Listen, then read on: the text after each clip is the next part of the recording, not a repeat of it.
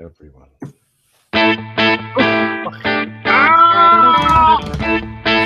Yay! Hey! He's that snow! Having a party in my room. All on my own. Yay! I used to be such a good pilot till I started APG. I opened doors for little old ladies. I helped them to their seats. Airline, pilot guy. I fly America. Oh, airline, pilot guy. He can land in heavy fall. Oh, I got no friends cause I'm always flying. I just don't have the time. Don't have the time. But I can land this old plane. I can land it just fine. Just fine. Airline, pilot guy. I fly America. Oh, airline, pilot guy. He can land in heavy fall. Oh, airline, pilot guy. That's crashing and having fun, Jeff. Fly America. Oh, airline, pilot guy. There we go. Marvelous. Oh, I love the way I faded that out. Yes, very smooth. That didn't work very well. All righty. Hello, everyone, and welcome to the Airline Pilot Guy Show live broadcast. Excuse me. I agree, Tanya. I agree. Excuse me. Where's my Let's see. No audio yet. What? no audio where? I guess Liz was having trouble with no audio, but I think everybody else is must be hearing it because they were saying or commenting on the "No More Airplanes" song. Pardon me. Okay, yeah, I think we're both burping up a little bit. Burp. All right, now we can see you, Jeff. Okay, you couldn't see me before. What kind of weird things are happening here? I think they purposely turned their screens off so they wouldn't have to, Jeff. Okay, well, I don't blame them.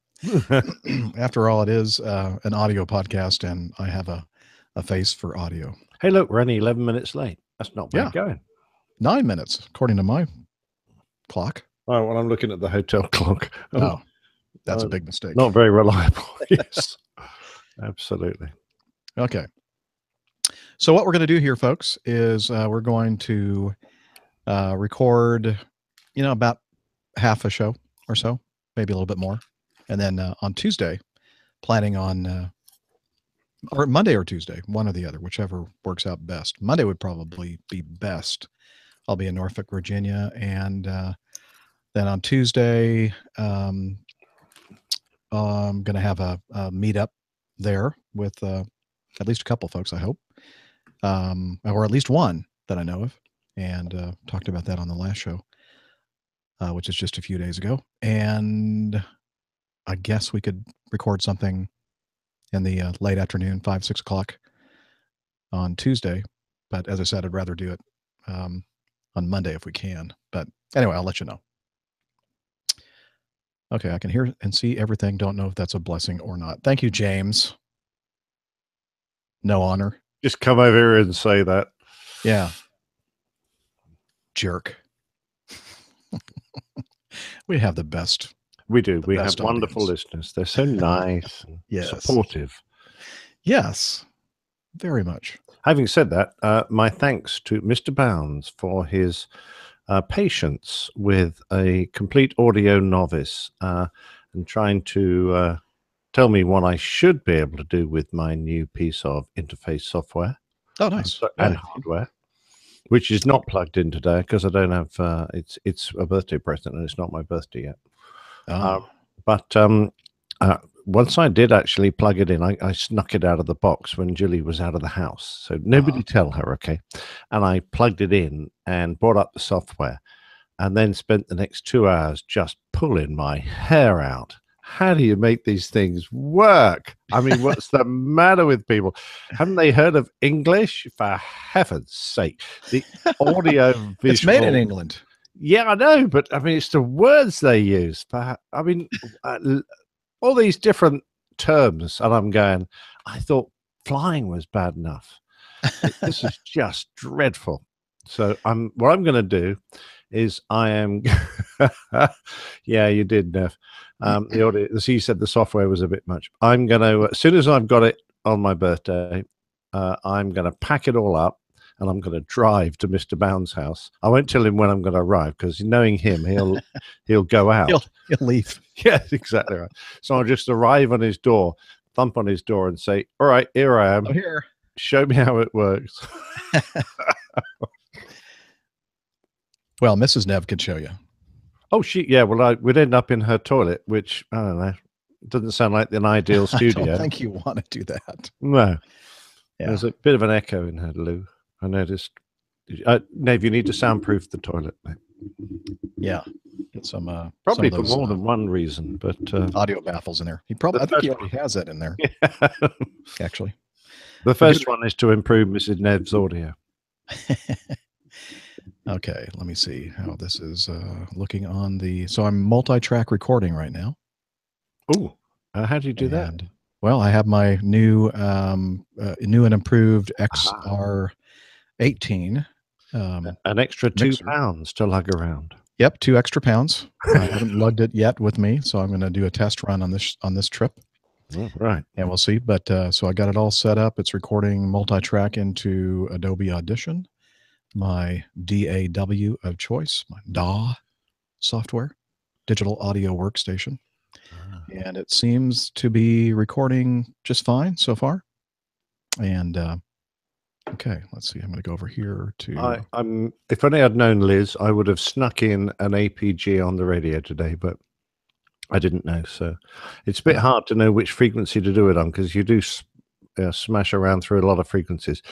I think we need to establish which frequency is a good one to be rude to APGers on.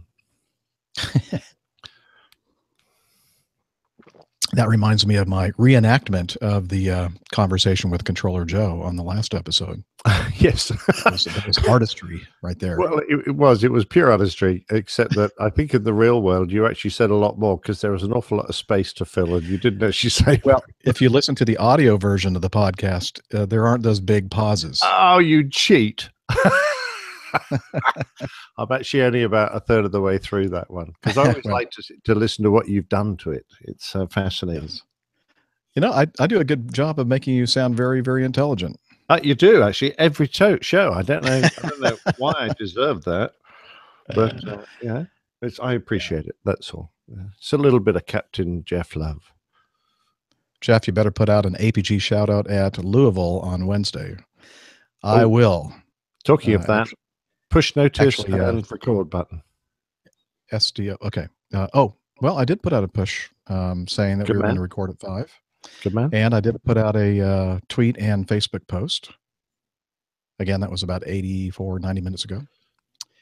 Villa, I'm in the same country as Jeff. That's why the feed's better. Let's think about it. When I'm at home, it has to go all the way across the Atlantic, be messed about with by Jeff, and then come all the way back to Germany. Or Holland, I think, in your case. So your hotel feed, they say, is better than my home feed. Oh, there you go. Huh. What can I say? And I'm on free. Let's see. It's free. I guess I could. I'm using the Wi-Fi and not the direct connect to my router. So that might be part of it. I must admit, your video is a little stuttery. Your audio sounds good, but the video is a little stuttery and pixely. Well, we can't have that. We can't have that at all. No, we want you in your full glory. Okay, let me do this then. I need to make a switch on this from direct Ethernet connection to wireless for the control of the. James, I'm in the New Yorker. Now, Grandma's house just can't hold a candle to the New Yorkers' free internet. So if you want to come to New York, stay in a fascinating and lovely Art Deco. Actually, I'm really quite impressed with the New Yorker. It's got quite modern rooms, albeit still in a lovely Art Deco style. The hotel's got a great bit of history. There's a fabulous diner downstairs on the corner called the TikTok Diner, which I think is great, but I'm not a New Yorker, so I don't know whether it really is great or not, but I just think it is. And it's a stone's throw from both Penn Street Station, the Madison Square Gardens, and B&H Photo and Macy's. So what more could you want? Yes, I shall. TikTok Diner for breakfast at 9 o'clock tomorrow with my lovely new first officer. I'll probably have to end up repeating this, but his very first trip on the line. He just completed line training, and it was his first trip with a non-trainer. Oh, yeah, you get that kind of thing as well, huh? Well, not very often, Jeff, but we do have a new intake of first officers coming along because they're expanding up. Okay. Just bear with me here. I just got to... Yeah, I like the TikTok, Tanya. It's got a bit of character to it. Some of the serving staff are a bit grumpy, but no worse than anyone else in New York.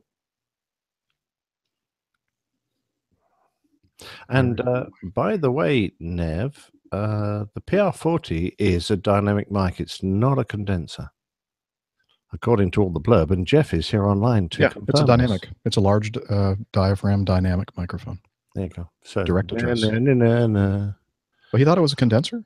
Nev was under the impression, I believe. It's a dynamic. I might be doing him a disservice, but I'm pretty sure he thought it was a condenser. Nope. Grumpy is part of the charm. It is, Liz. We've taught Nev something. Oh, my God. Hey, quick, put a note in your diary, Jeff. Wow. That can't be true. No, it's not. He's making it up. Okay. Have I actually put... Actually, I haven't looked at a feedback notebook yet. I'm just wondering if I've actually put Plain Tales in there. No, you didn't, but I'll be playing it from my iPad, and I don't know what's going on with Evernote, because I tried to create this happened last episode as well. I tried to create a shared folder, a synchronized shared folder, and it won't allow me to do it. What? And yeah. It's been pretty seamless up to now. Yeah, I don't know what's going on with it. So what I did was we're just going to work out of the regular feedback folder, which only has 23 items in it right now. I did a little bit of pruning. Do you think we're losing popularity here? No, it's just that I did a lot of pruning. And Thank God for that. And we've been knocking out a lot lately, so it's working. We did last year. We got through a bit, didn't we?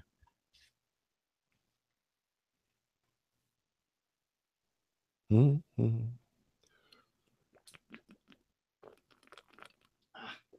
Oh, this is Lagunitas. Quite like this. Yeah, it's made in Petaluma, where the This Week in Technology Network records big podcast. Petaluma, California. Chicago, ill. What? And it's 6.2% by volume. Wow. I best not drink more than half a dozen then. A typical. Oh, I'm losing you a bit, Jeff. Hello, Jeffrey. Is it just me, or is everyone losing Jeffrey? Or have I dropped out?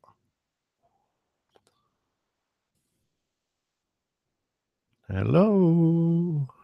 Speak to me. People, is it just... Jeff is gone. Am I still here, guys? Nick has... is Nick still here? Come on. Come on, comedian.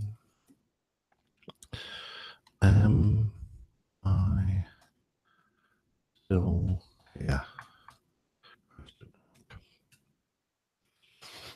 Okay. I will text him using the really old-fashioned iPhone text messaging system. Oh, pardon me. That's beer talking.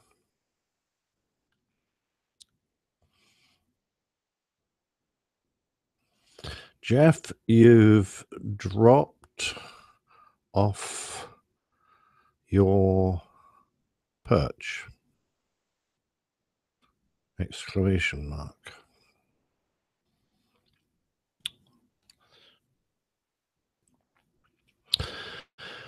Well, I could tell you all a joke. So there was, I don't know, actually, it involves Native Americans swearing, drinking, shooting. So I'm not quite sure it's, hello, you're back. I'm not quite sure if it's a joke I should tell while we're being recorded. So, No. okay, right. But it is about airline pilots as well. But too late now, Jeff's back. Sorry about that. So when I was switching from Wi-Fi to Ethernet, and apparently it didn't like that. Oh, okay. All right. Didn't like it at all. Well, but now, well, we're here anyway. Okay. Thank you, Liz. Is the signal any better from my end? Well, the video's no better, so I'm assuming the signal's the same. Dang. Why? Why? Oh, why? Why me? Dang it. Okay, let's see. I'll do a speed test here. See if I can waste some more time. Liz says you're much clearer now, though. Oh, okay. Video Good. better than in the beginning. Video better.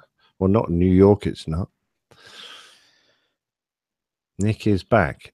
I never went anywhere, Olsen. I don't think so, anyway. Not in my head. I've always been here. Yeah, I can see why maybe you're not getting a good signal from me, because right now I'm getting 35 down. That's not bad. Not at all. And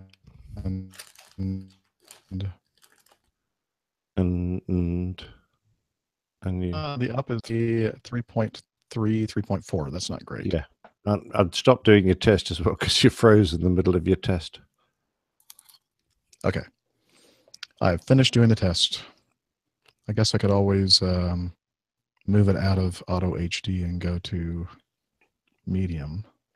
Well, your audio is fine as long as you're not testing. That's okay. Can you hear me eating popcorn, or should I mute?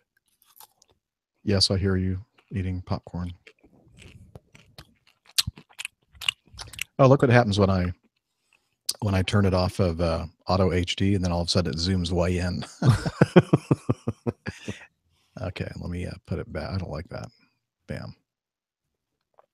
There we go. That's better. Okay. So I think this is going to be good enough. Touch the sides. Nick is drinking. We just went over this, Liz. We just went over it. Yeah. Lagunitas in Petaluma, California. Lagunitas IPA. And onto my second. Oh, he's trying to drink at least 6 in the span of the part 1 of the show. Yeah, because it's only an hour and a half, and it won't have any effect on me whatsoever. No, it never does when you're actually recording the show. No, I don't slow my words or lose my thread of conversation at all. No.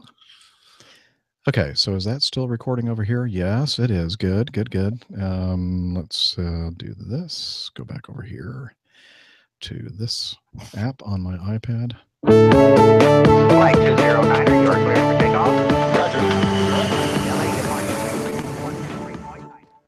Okay, and that works. That works, and then I can mute Captain Nick. Can't hear you. Can't hear you. Well, everybody in the chat room can, but I can't. But you know what? It doesn't matter now, since we're laying down separate tracks. I can just mute you after the fact. You mean I can just talk freely I'd rather you not all do the that. time? I'll just grab it on. No. No? Oh, No. Dog. Okay. All right. You ready? Yes, sir. Airline pilot guy. Yes. You got the first bit right.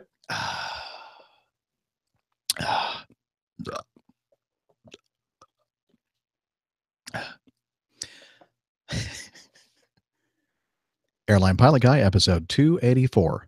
Flight 209, are you clear for takeoff? Roger. LA departure 123.9. Roger. Less connected.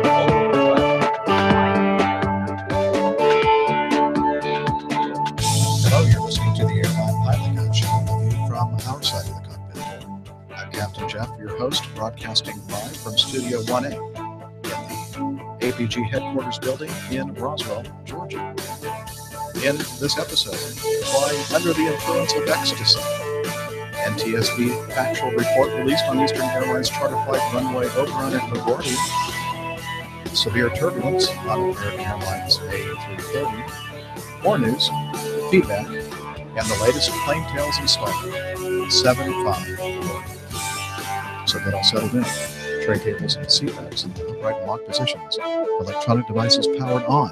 Flight 284 is ready for pushback.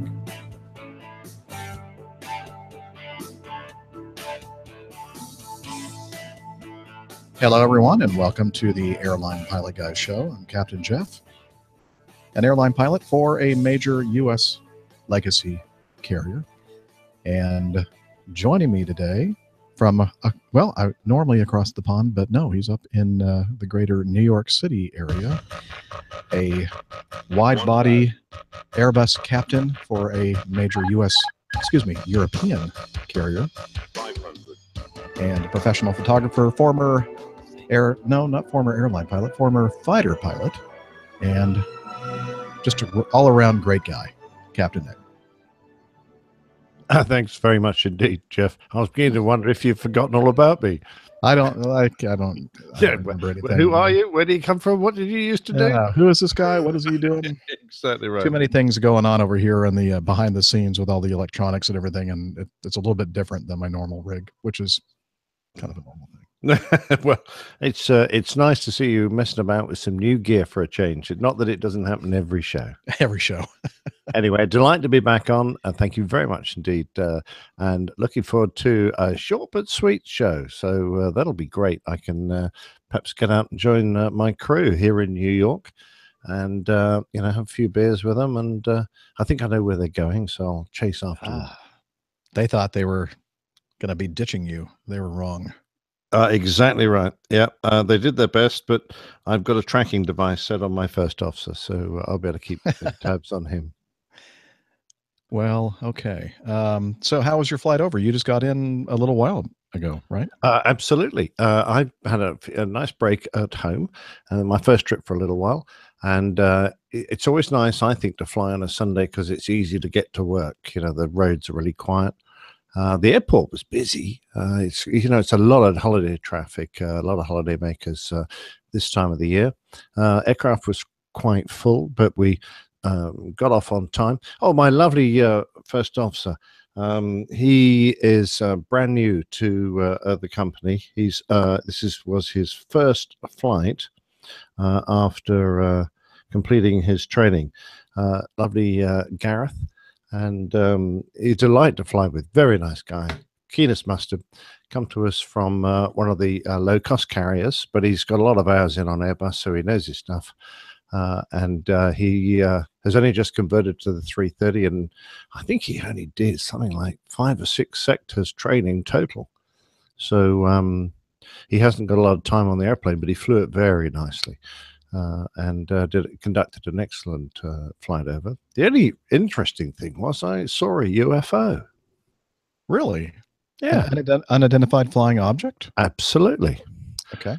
I mean, we were coming down the Parch 2 arrival into JFK, and I was looking across at Gareth beside me on the seat. We were just discussing the next constraint we had to hit.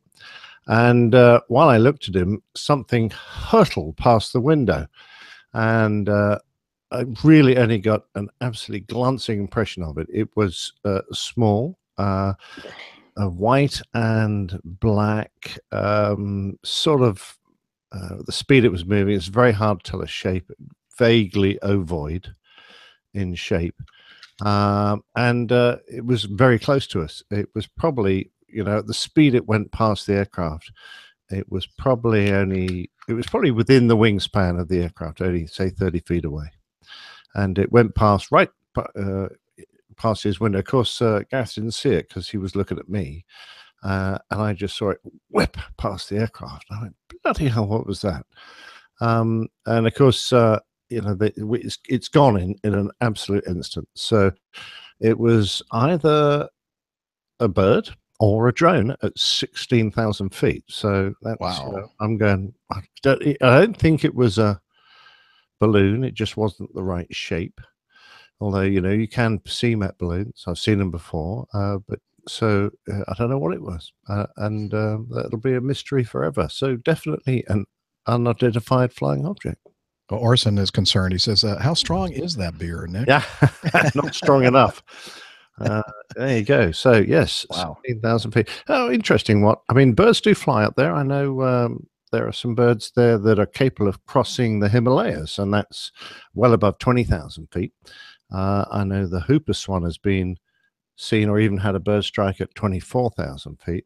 So there are birds that can fly at extreme altitudes, but I've never seen one up there. And I know that drones can get up to quite high altitudes if someone's stupid enough to do it. And because there was one spotted in the one of the London holding patterns at 13,500 feet. So it could have been either of those, or it could have been a plastic bag for all I know. Well, I saw a big flock of Canadian geese at about 13,000 feet just north of the Atlanta International Airport earlier this year. Okay, well, this was just a single one. Yeah. We did have a look around to see if there was anything else, but and it could have been the size and shape of a goose-ish. Yeah. But it was kind of a blurry, streamlined shape. So anyway, that'll be something that I will take with me to my grave. But so apart from that, everything worked out pretty well. Actually, we got a nice arrival, no delays. An easy enough approach on a 3-1 right, which is not hard here at JFK. We didn't even speak to ground control. They just told us to monitor, and we taxi straight in and straight onto our gate. So it was all nice and slick. I was very impressed for a change. It was good. Excellent. And I think you have some kind of a meetup. When is that? Next week or later this week? My next trip, that's in San Francisco. We're having kind of a bit of a West Coast meetup. So at the moment, we have got about, I think, 4 or 5 APGers who've mentioned it on Slack. I'm going to post the details on Facebook pretty soon. That's not until next month, or is it later this month? No, it's later this month. It's on the 12th, Saturday the 12th. Okay. Now, if I've got time just to fire up Slack, I can tell you where it'll be. It's in San Francisco, not far from the financial district, because my hotel is the Hilton there. And it's not in the introduce yourself section, Nicholas. Stupid boy. Oh, you idiot. Yeah, it's on Meetup. What's wrong with you? I know. And look, there's your meetup in there as well. Yeah. But mine's first. Come on, San Francisco. No. Take your time. I can edit all this out. Okay. I won't, but I could. The Last Drop Tavern seems to be the popular choice. So I said somewhere late afternoon, very early evening. So it looks like 5 o'clock is, or in fact, I think I'm going to be there at 4, and I think some of the guys are going to be there at 4. But basically, between 4 and 5, we're going to kick off, perhaps as early as 4, at the Last Drop Tavern in San Francisco. So anyone who wants to come and join us to chew aviation over, to talk about things boring and pilot-wise, so I know Jan the Man, Con One Eds, Connie, I think that is Connie Edwards, is going to be there, and Fred's going to be there, and Dave Proctor, and Jan the man is Jan Sears. So I think they're some of the people coming. There are probably going to be more. So looking forward to a great trip. That'll be great fun. Yeah, those are great people up there in Northern California. Yeah, I think you'll have a blast. Well, it's your happy hunting ground, isn't it, California? Well, yeah, I grew up in Southern California, but I lived a few years up in Northern California and actually prefer Northern California. Right. Myself had relatives that have lived up there for quite some time. And I just, I love the climate up there and just a lot of things about Northern California I love. Not to say, those of you listening right now in Southern California, that I hate Southern California. I didn't say that. I just prefer Northern California. Now, I think I've been crossed off. Let's see. Yes. Brandon Gonzalez's list. I'll probably never hear from him again. You know, the guy that podcasting from a plane podcast. Hey, at least I put another plug in for you. You know, you can't argue. You can't be mad at me for that. But anyway, there are I have a lot of negative memories of Southern California. So, you know, and then of course my family, now they're all gone, and that kind of has with it some negative memories as well. And then plus I have a legal issue going on that really is a big negative issue going on for me there. That anyway, I don't want to get into that. Let's see. So we talked about your meetup in San Francisco on the Saturday the 12th. I'm leaving for a trip tomorrow, a 4-day trip. And let's see, I'll be in Norfolk, Virginia tomorrow afternoon. And then next day I ended up in Little Rock very early in the day. So I'm thinking maybe getting together for a little bit of a meetup midday because I want to leave the late afternoon, early evening open for potentially the recording of part 2 of today's show. And let's see, Wednesday I'll be in Louisville, Kentucky, and we'll meet up with a few folks over there. Again, that's all the information in Slack, but I think we're going to be meeting up at the Louisville Slugger Museum at about 4 o'clock. And we'll probably go somewhere after that and have a few beers and talk baseball bats and airplanes. You know, they go along together pretty well, I think. Yeah. So bats and baseball, Louisville Slugger is a bat manufacturer, baseball bat manufacturer. Thanks for that. I assumed it was some kind of boxing venue, but there you go. Yeah, I know. It sounds like they just call their bat the Slugger. Which was the bat that had a sort of Z lightning strike on it, or was that a made-up bat in some movie I saw? I don't know. Okay. Not sure. So again, Little Rock Tuesday, midday most likely, and Louisville on Wednesday, 1600 at the Louisville Slugger Museum. And sad news. The many people who have been following the show, especially the early days of the show, and especially those of you who listened to the Catholic Weekend show that I used to host and haven't done for a few years now, you will be familiar with the squawking Mr. Cedric, my pet cockatiel. He passed away last week, and so he was just a couple months shy of 18 years old. And so he lived a nice long bird life. And that is a ripe old age, but I know parrots can live to considerable age, can't they? Yeah, they can. And anyway, so I'm going to miss the old guy, the old bird. So now there's only one old bird in the house, me. No more squawking from Mr. Cedric. Oh, well.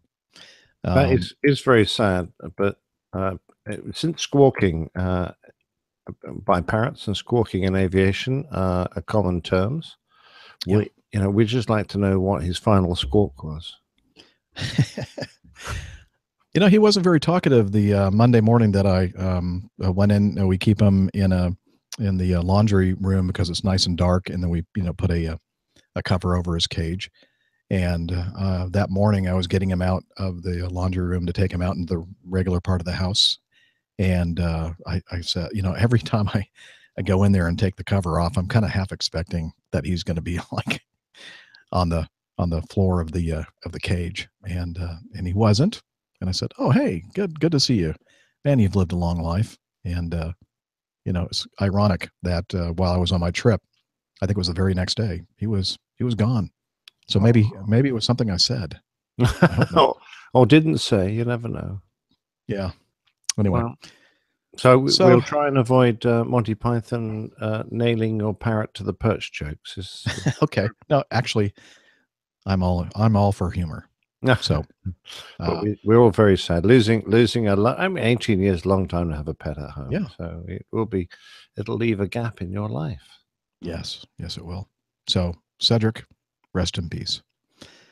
Okay. Now, last week we were talking about that episode of the hail encounter by the Turkish low-cost airline over there, the pilot from Ukraine, and how they were we cast some nasturtiums, didn't we? Yeah, everybody's hailing him as a hero, and I said, this reminds me a lot of an instance or incident that occurred in the Atlanta area, and I was wrong. At first I said it was AirTran, and I thought, no, maybe it was before that, and I said it was ValueJet. But ValueJet and AirTran are very, they have a connection. ValueJet, when they went out of business, basically they were reincarnated as AirTran Airlines. So I wasn't far off. So it was actually an AirTran flight. It was May of 1998, and I was telling you that our airplane, along with many other flights, were waiting for the very, very nasty weather to clear, and nobody accepted a takeoff clearance until this guy piped up and said, "Yeah, no problem." So this guy decided to take off, and they flew to the north. And again, it was AirTran Flight 426. And let's see. I also said that Acme Airline was Atlas. I don't know why I said that, but I kind of slipped there. Anyway, I also said that they came back to Atlanta. Actually, they diverted to Chattanooga after they got through this line of weather, barely. And I also said his license was suspended, but it was not. But he was demoted to first officer, the captain. And he also had a history of incidents and accidents, failed oral examinations, and check rides. So let me play a little. I can put the in the show notes the full narrative of the NTSB report of AirTran Flight 426. But let me read a little bit of this, if you don't mind. Bear with me. The captain stated, after coming in from Dallas-Fort Worth to Atlanta, the captain stated that he looked at a weather display in the AirTran operations area and observed a line of weather along the Georgia and Tennessee borders. He stated that he was not sure if the weather depiction was from a satellite or radar, but the line was significant. He stated that the line had red radar displays in North Georgia and was more like a blob instead of a single cell. In other words, there was no breaks.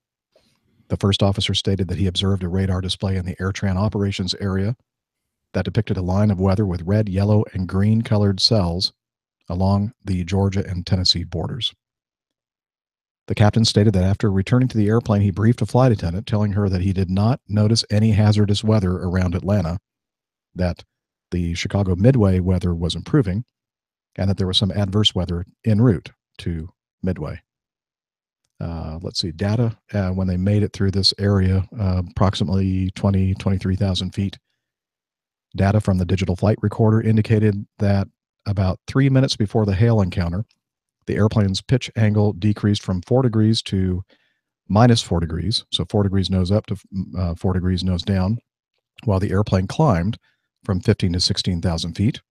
So Captain Nick and I and many people listening know that if you are going nose down, but you're still climbing, that means you're in an updraft. And let's see, some more interesting information here. Airplane speed increased from 305 to 350 knots. Wow. Pressure altitude decreased from 15.6 to 14.6. Its vertical acceleration increased to 1.5 Gs. Its longitudinal acceleration decreased to 0. Its roll changed from 0 to minus 6 degrees, so a left 6 degree turn. Its control column pitch became erratic. engine pressure ratios, the engines, decreased from 1.8 to approximately 1.4. And then just a short period later, while climbing through 20,500 feet, many of the DFDR parameters became erratic again. Roll degrees reached an extreme of about -40, so 40 degrees to the left, continued to oscillate between 20 degrees to the right and, the pitch. They kept going between 20 to the right and 10 to the left after that big 40-degree left roll. Pitch angle increased to about 10, then decreased to -6, and remained erratic throughout the incident. Vertical acceleration oscillated between 2.9 Gs and -0.9. So basically anywhere from almost 3 Gs to weightlessness. Longitudinal acceleration fluctuated between 0 and 0.15 Gs. So basically, as you can tell, they were in quite severe conditions, almost basically out of control until they emerged on the other side of this weather. The airplane's radome had separated. Portions of it had been ingested into the right engine. All three outer panes of the cockpit front windshield were shattered.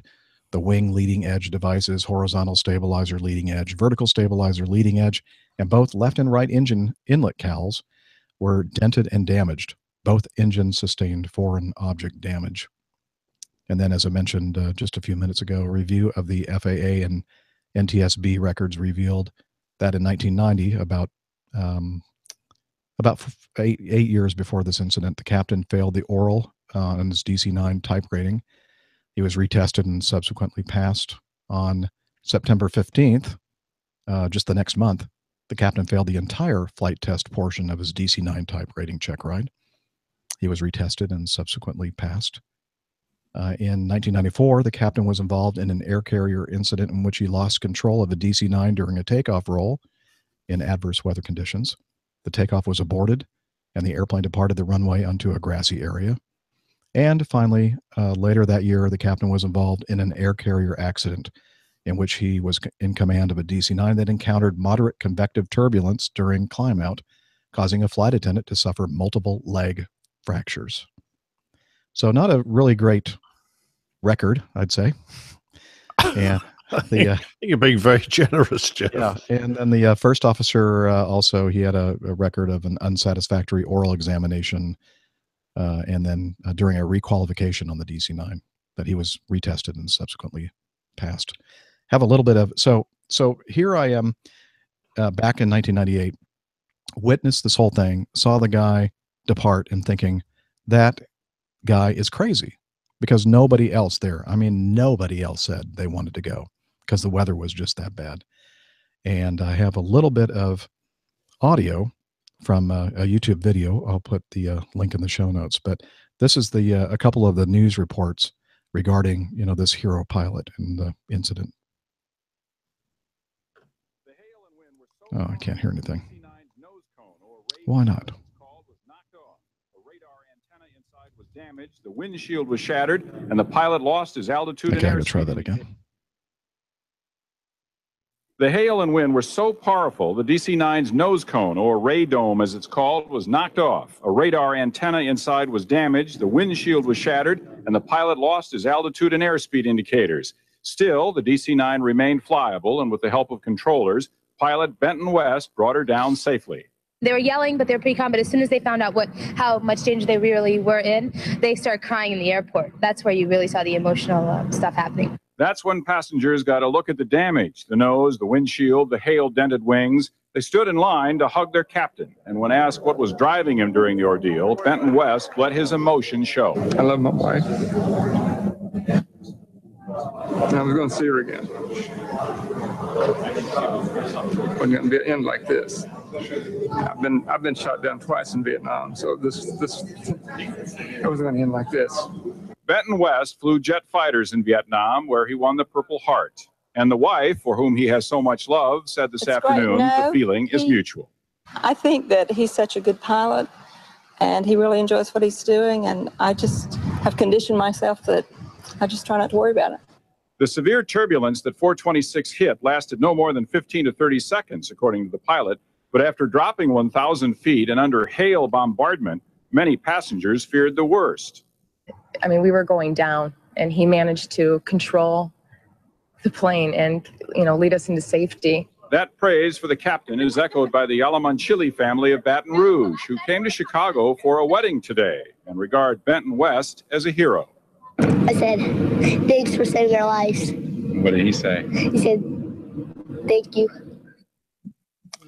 The thanks having been said, investigators now have to figure out how and why Flight 426 wound up in such vicious weather. Sometimes it moves so fast it can't be avoided, but these storms were forecast. Captain West has told investigators that he was in clear air and was navigating around the worst of the storms when the hail and turbulence hit. Paul, how many people that were on the first leg of that flight got on that second plane? I don't know the total number that came on to Chicago, but a lot of people went back to Atlanta in buses. Just chose not to fly. And he volunteered. The pilot carried on, right? Yeah, when they say, you're going to fly the backup plane? And he says, I'm going to fly. And they all cheered. Well, he didn't fly, but nonetheless, they were very happy that he volunteered to do that. Right back on the horse. Great confidence in him. Okay, Paul, thanks. This is World News Tonight with Peter Jennings. Good evening. Pilot couldn't see where he was going. A lot of passengers thought it was their last flight. But what a pilot. ABC's Jim Williams picks up the story over Tennessee. As AirTran Flight 426 approached the airport in Chattanooga, there were fears the damaged plane might overshoot the runway, but it landed safely, ending a terrifying ride. We could feel ourselves like falling, literally falling, and the plane shaking real bad. People were hitting their heads on the baggage part where you put your bags. At about the time the plane was leaving Atlanta, storms began battering the southeast. The plane, headed for Chicago, flew right into that violent weather. The storm tore off the DC-9's nose cone, and hail smashed the cockpit windows. You can hear the sound of the hail falling on the plane hard. I mean, real hard. And I took a peek, and I could see the front window. The windshield was shattered. The pilot, Benton West, could not see ahead, and some of his instruments had been knocked out. Or altitude, and the window is blown out. I know these glasses are bulletproof, and it was cracking. 7:20 p.m. Air traffic controllers suggest an emergency landing in Chattanooga, 30 miles away. The overhead luggage racks popped out, then suitcases were coming out, things were flying. Very scary. A flight attendant injured. She was on the floor, bleeding all over from the head. Essentially, we couldn't see out the front window. We lost our airspeed, and we could fly the plane. The plane was flying all right, but we had no indication of what speed, what altitude we were at. Controllers have to tell the pilot his position, guide him in. 7:35 p.m., 17 minutes after the terror began, the plane lands safely. There'll be another plane up here, and we'll be continuing on to Chicago. You flying it? I'm flying it. We'll be continuing on to Chicago, and I do apologize for the delay. Okay. Only 2 injuries and no deaths. Catastrophe avoided. And Benton West praised tonight as the hero. Now, Captain West will tell his harrowing story to federal air safety investigators who want to know why the plane flew into the hailstorm in the first place. I didn't know until we landed. Bob, CBS News, Washington. Okay. Well, that last bit was very telling. I didn't know there was going to be some hail there in that really severe thunderstorm. That'll be clear air hail, will it? There were no clouds around. We were in clear air. We don't know where the hail came from. The NTSB report talks about all these different. They got all the data from radar and everything else, and there was no clear air. Yes, wow. He just picked like the softest spot between some severe cells. Yeah, about a 10-mile gap. Yeah, that's not going to work. No. Anyway, I mean, it was frightening. I still remember, sitting there on the ground, looking out the window, going, I mean, it's just all black, and the radar was just red, and we were just like, can you believe this guy is actually going to take off and fly right up toward that stuff? And yeah. Well, he was lucky Dana wasn't sitting beside him, or Dana would have knocked him out. Yeah, that's true. And he should have been knocked out. Yeah. Crazy. So I didn't mean for it to take up so much time here, but that just reminded me. I thought it was an interesting. Oh, it's fascinating, incident. Jeff, but it's incredible how the news media can turn someone into a hero. A hero. A hero. Yeah. Well, Well, that's Greek for hero. Into a hero, and then of course a couple of days later they'll be slanging him because they found out the real reason. I wonder if there was any repercussion. Yeah. Yeah. All right. Well, there you go. AirTran Flight 426. And as somebody, Michael Lothrop in the chat room mentioned, there is a comment on the YouTube video, supposedly from a family member that just a few years after this incident that Benton West ended up dying in a car accident, tragically. Oh, Liz, you're so funny. Amazing. He was hailed as a hero. Oh, very good. Wow. And Miami Hicks says everyone hugging him while a real Av geek would stand in line to slap him. But, as a passenger, you really don't know what all the details are and what, what they were seeing and what they knew before they flew into that thing. You can only go by what you assume happened. Yeah. And so you're thinking, wow, we went through something and it's amazing we're still alive. So I could see that, that natural reaction to say, well, this guy must be one of the best pilots in the world and he's a hero and blah, blah, blah, not knowing that basically that he almost killed them all.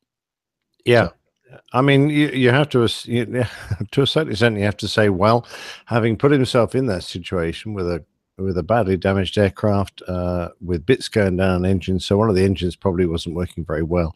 He probably would have lost airspeed, and he may have had erroneous altitude as well. I guess you have to give him a certain element of credit for getting the aircraft back safely, but there's a huge but in there. He shouldn't have put himself in that situation first of all.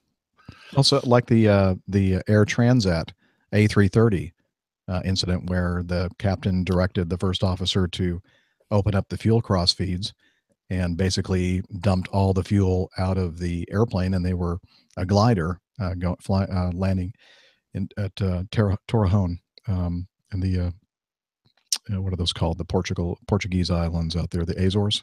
Yeah, the Azores, yes. Yes, and everybody was hailing him. I mean, he did a great piece of flying to get that airplane on the ground without any power, but he's the one that caused the whole thing to begin with. Yeah, I mean, not real. I mean, not completely, but no, he had a fuel leak, but he could have landed with one engine still operating. Yes, and flown in there in a controlled manner if he'd isolated the tanks, and rather than feeding all his fuel into the tank that was leaking. Yes. Yeah. Yep. Just squirted it all out. Exactly. So, yeah. But there, for the grace of God, go. Yeah. Yep. Yeah. Hopefully the aviation gods won't, pay me back for, Well, I've only got 2 years left to go. How about you, Jeff? A little over 6. Oh, they've got plenty of time for you. Thanks. All right. Well, with that, hey, something very important to mention here. Main man Micah is celebrating a birthday today. Ah, brilliant. So we want to say happy birthday. Happy birthday, Micah. You should probably sing happy birthday to you. Happy birthday to you. Happy birthday, dear Micah. Happy birthday to you. Hey, that actually worked out pretty well. Not a little latency. Wow. Excellent. Thank you, May sir. you have many more, old chap.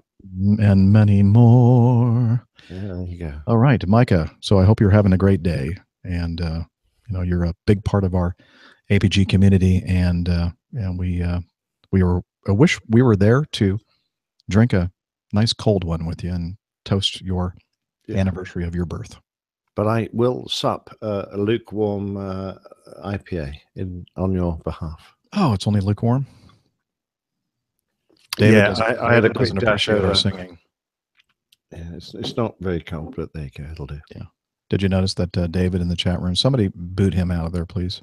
Yeah. He's criticizing Liz is pretty tough on trolls because David's trolling us. You're on probation. Just letting you know. Yeah. Okay. Yeah, I know. It's actually, Trent, interestingly, that song, I think it was last year sometime or maybe 2 years ago, there was a ruling that said that that the Happy Birthday song is no longer protected by copyright. So you can sing it all you want. Even when it's not on your birthday. even when it's not your birthday. Okay. I think now it's time for us to continue with, speaking of copyright violations, the Coffee Fund.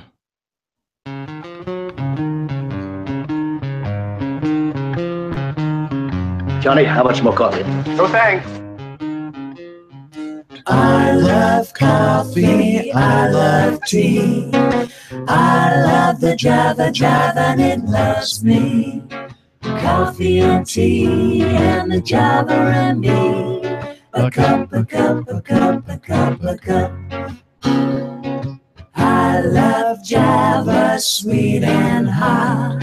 Well, perhaps I should talk about the Coffee Fund instead of singing the entire Java Jive. Shoot me the Coffee Fund is your way and to contribute to the show in shot. a confidential manner. If you have the resources to do so, you can learn about how to do that by going over to airlinepilotguide.com/coffee. Pretty clever, huh? And there you'll find information about the Coffee Fund Classic method. Onion and a raw one. Draw one. Percolator, percolator. I love coffee, I love tea. Oh, since the last show, we Java have and contribution via the Coffee Fund Classic method. and the Java and me. And the other way to become part of the Coffee Fund cadre is to become a patron. Patreon. And since the last show, no, that's okay. We have plenty of room for anybody who wants to sign up to become a patron of the show. Again, information about all this you can find at airlinepilotguide.com/coffee. Become part of the Coffee Fund cadre. They're a great group of people.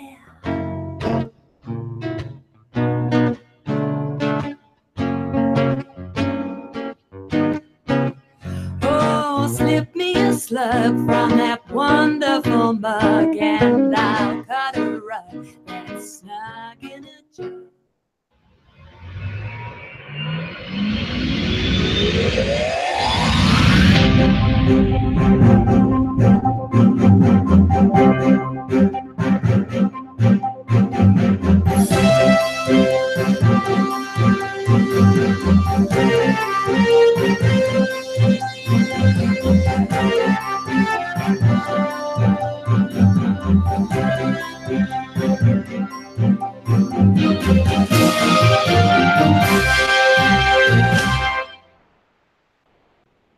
Yes, you're right. It's because of this new setup, and I can't control the volume of the bumpers that I'm sending to you on the YouTube video. So I'm gonna have to figure out a way to fix that. But you just have to listen to everything like full blast. And so what I said was, we had one contributor to the Coffee Fund Classic, Donald Ovell, and then we didn't have any new patrons this week at patreon.com. And then I said, what wonderful people they are, those Coffee Fund cadre members. Oh, we love them. Yeah. I haven't done an extra special for them for a little while. So yeah, it's been a while for me one too. From New York tomorrow. I'll have to do that as well. Sometimes we get so busy with everything, it's just hard to do so many things. But anyway, yeah, so I apologize to those of you watching the show live, and if you're watching the YouTube video after the live recording, if you want to hear what it really sounds like, listen to the audio only version, and then hopefully it'll sound, you'll be able to hear me. But it's something I'm going to attempt to fix. So I'm not happy with the situation right now, but we'll see how that works out. Okay. Let's see. We're in the news section now. Let's start with the first item in the news folder: EasyJet pilot convicted for flying under the influence of ecstasy.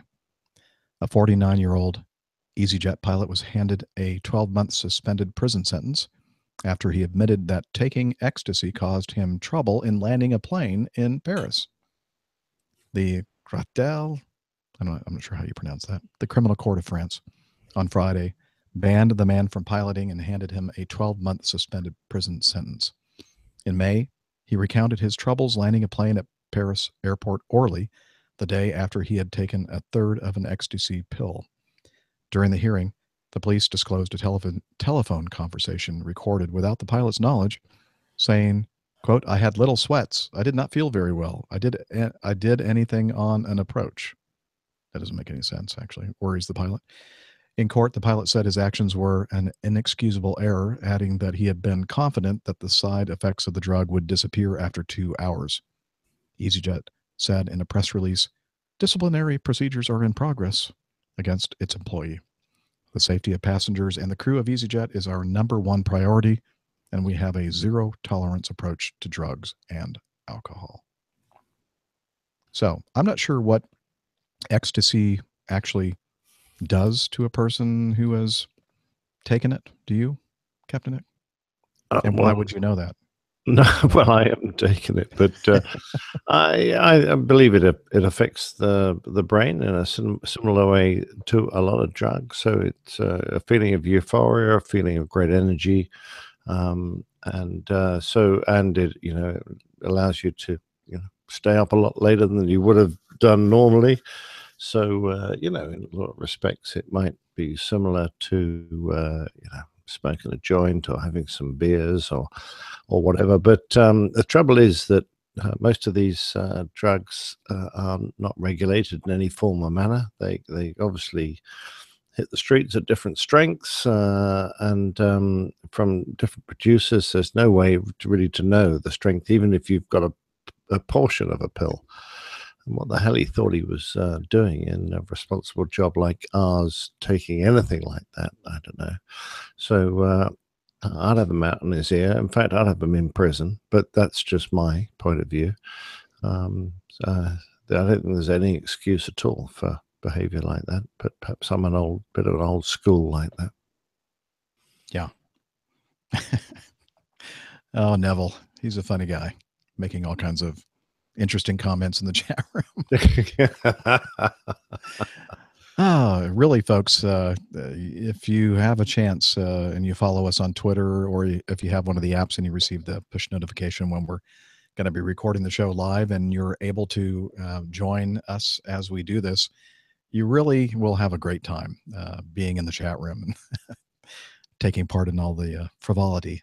Yeah, Nev's not going to be there for much longer because I'm going to wield the spanner in a minute and kick him out. No. Unless he's replaced by Mrs. Nev, and then I'd say, okay. Oh, fair enough. Yeah, absolutely. But funny enough, the FO with me on this trip comes from an airline very similar to EasyJet. And he was aware of this, and he asked me if I knew about it. And I said no. But he wasn't really able to add anything more than this story does. But when he said that this bloke had been taking ecstasy and then going flying, I'm going, what? I mean, I wouldn't even take it to begin with, because I just don't like putting anything in my body, like chemicals, except for this chemical. Well, I don't know exactly. Alcohol is a true and tried and tested. Yes. We all kind of understand the effects because it's been around since the dawn of man. So it's not like something. And what's more, I know I'm taking 6% here, so I have a pretty good idea what effect it'll have and how quickly it'll be out of my system again. And that tomorrow morning I'll be not that I'm flying tomorrow morning. I'm not flying till late tomorrow. That I'll be fine and fit to fly, which you can't be the same said for taking what is effectively an illegal drug that's bought under the counter. Yeah, that is true. That is true. And that just shows you how some people have a different, appreciation of the job that we hold, which, we wouldn't think of doing anything that would threaten it. Yeah, well, I'm sorry, but I have very little patience. Yes, and that reminds me of this. I have very little patience for stupidity. Wow, Jeff, you found a sound effect just like that. Isn't that amazing? It's absolutely incredible. Dr. Steph's help, even. Yeah. Okay. By the way, Dr. Steph is not with us today because she is in flight. I think when we recorded last, she was in flight going down to Costa Rica, and now she's in flight coming back from Costa Rica. But she's not apparently she had a jumping great straight time. to Berlin from Costa Rica. She's coming home first, is she? She's coming home first, and then she'll be going in September, I believe, to Berlin. Oh, okay. So, and Dana apparently is having a little bit of trouble on the Harley. I think it's overheating or something, and he's made it out to California and the Yosemite area, I guess. And I think his Harley was built by Boeing, wasn't it? Shut up. All right. Let's move on with this. Chris, the guru, sent in this news item, and it's regarding severe turbulence on American Airlines flight leaves 10 injured via Fox News here. 10 people were hospitalized on Saturday after an American Airlines flight heading to Philadelphia experienced severe turbulence with nearly 300 people on board. They were heading to Philadelphia Airport after departing from Athens, Greece, when it briefly encountered severe turbulence just before it landed, the airline said in a statement to Fox affiliate Channel 29. The seatbelt sign was on at the time. 3 passengers and 7 crew members were transported to a local hospital for evaluation. We are taking care of our passengers and our crew members at this time and want to thank our team members for keeping our passengers safe. And passenger Ian Smith told WPVI it was 30 minutes before landing when the flight attendants told everyone to get in their seats. 30 minutes out, they were giving us our drinks. The flight attendants were in the last couple of rows when they said, fasten your seatbelts. And then they said for the flight attendants to get to their seats. And they didn't even have time. It started shaking. Then it took a big drop. Babies screaming. People in front of us hitting the ceiling. Passengers said the turbulence lasted for about 15 seconds. The flight landed safely just after 3 p.m. And this was yesterday. And took a little shot. Look this up on flightaware.com. And Captain Nick, you can see the radar depiction. And it could be a little bit off because FlightAware kind of averages the radar returns at, for the flight. So I'm not sure if this is the actual depiction. If it is the actual depiction of the flight path through the severe weather, I'd say I know why they experience severe turbulence. Yeah. It's a bit difficult because this is a 2D picture.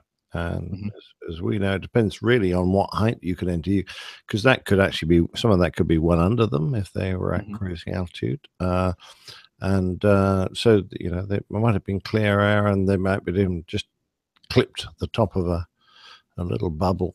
And it did that to them, but it doesn't look very friendly, does it? No, it doesn't look pleasant at all. But anyway, thank you, Chris, for that little piece of news. Let's see. Oh, remember, was it earlier this year? I think in maybe January. Let me see. I'm quickly trying to look at the date of this original accident. No, it was October 27th of last year. An Eastern Airlines Boeing 737-700, the new Eastern Airlines. It was a charter flight carrying the vice presidential nominee. Oh, I remember that. Ran off the runway, didn't it? Ran off the runway, yeah. They just came up with their, what do they call this? Their factual report, not their final report. And let's see. Let me just talk a little bit about something here that may have been the reason why they went off the end of the runway. Let's see. The aircraft performed the approach on autopilot and becoming visual with the approach lights. The first officer disconnected the autopilot at 300 feet. Immediately after the autopilot was disconnected, the aircraft began to veer above the glide path. And by the way, that's not always very unusual for that to happen.